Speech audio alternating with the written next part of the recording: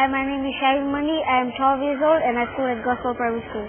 Sahel is one of many school children who has been a part of a national micronutrition supplementation program. It is implemented by the government of Fiji and UNICEF, and it is giving out vitamins and iron tablets to supplement children's growth. I have noticed a lot of changes. I concentrate more in the class, and I'm good too in the physical PE we have. This program is a part of the government's efforts to reduce child morbidity and mortality. In the first round, they are giving out vitamins to 130,000 children in primary schools around Fiji, and they will also expand to reach out to children under 5 and pregnant women. 12-year-old Sahel says that this project has taught him the importance of taking care of his personal health. Balancing our diet is very important, so we don't be very fat and we always be medium size. Malnutrition leads to illnesses like diarrhea and pneumonia, and many infants and children under 5 die because of these diseases. Giving out vitamins is one of many projects the government is implementing to improve the current situation. We hope to address our MDG4 with this project. And as you know, nutrition is just one of the important interventions that we can do apart from good antenatal care and immunization in terms of childhood illnesses.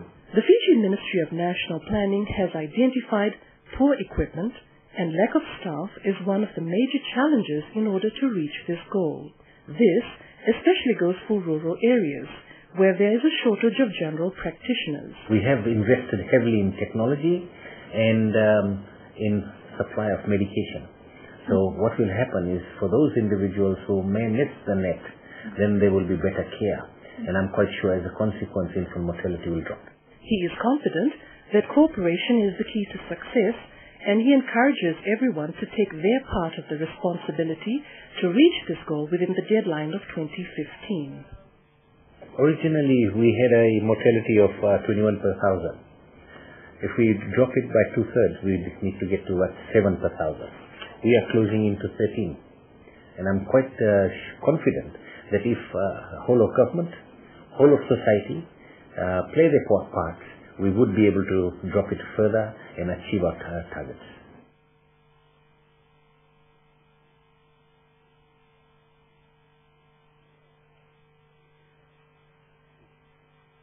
Hi, my name is Arietta. I have 3 children and I don't intend having any more. Arietta has planned all her children, and she has used family planning to prevent unwanted pregnancy. By using this method, she made sure that she could afford the economical responsibilities that come with raising a family. Between my first and the second child, there's a 6-year gap. And in those 6 years, we built this house, we bought our first car. That was all part of the planning. That was, so family planning was very much a part of our economics. According to the Second Millennium Development Report, only 40% of women in Fiji are using family planning. Many families believe that this method is forced on them to stop women from having more children. But for Arietta, it has been a positive experience for her and also for her surroundings. Because my own family is small enough, I can manage, my pay packet can help others. So I think it's it's also very spiritual. I'm able to contribute to a lot of other things I wouldn't have if I had, say if I had 6, 7 children to worry about. Unplanned pregnancies are increasing poverty in Fiji as well as causing maternal health issues for the women involved. The White Ribbon Campaign was established last year to do something about these issues. This initiative was started primarily because we had realized that Fiji was not meeting its MDG 5 in reducing maternal death by 75% by 2015. The campaign is working to spread information to make families understand that using products like birth pregnancy pills and condoms are a good way of securing their health and economy. Dr. Tema explains that a majority of women in Fiji do not plan their pregnancies. And because of this, they end up not coming to hospital to book. They end up missing their clinics, and they are unaware or they are unaware of the fact that they do have a complication, they do not know what to do with them. In order to reach the fifth goal, Fiji needs to get the maternal mortality rate down from today's 32 per 100,000 births to 10 by 2015. The government is working to improve the situation by supporting initiatives like the White Ribbon Campaign, and the minister also encourages women to seek assistance when they get pregnant.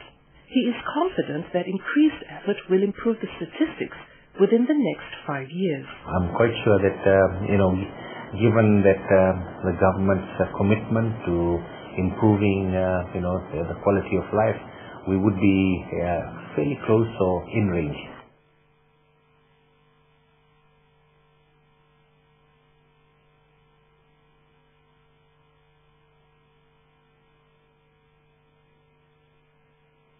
I'm Maria, and I'm 56 years old.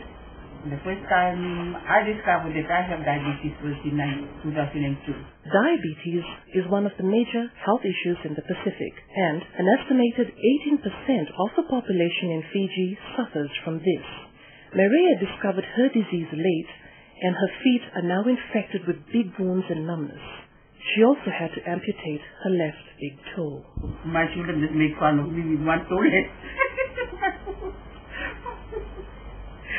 So I've been telling my children, you just have to be very careful with what I eat. So this time, with everything is, life is difficult nowadays. Diabetes can lead to amputation, blindness, and in worst cases, death, because the blood vessels get damaged by shifting sugar levels in the body. This is possible to avoid with proper treatment, but Mariah got diagnosed too late to save her feet from getting infected. It has done me a great change in my life. I have to be careful with what I eat. Before I do anything that comes across, I eat it. The 6th Millennium Development Goal has 3 targets, and one of these targets is to stop the increase of major diseases. For Fiji, this includes diabetes, and the government is addressing this issue by providing specific diabetes centers where people can get information about the disease. With less blood supply, you will have problems such as numbness, pins and needle-like feeling, tingling sensation, burning sensation.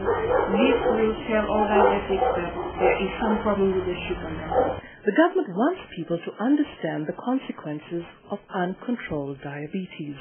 We are the 4th obese population in the Pacific, and as a consequence, we need to be able to control diabetes because it does carry major restraints on the delivery of health.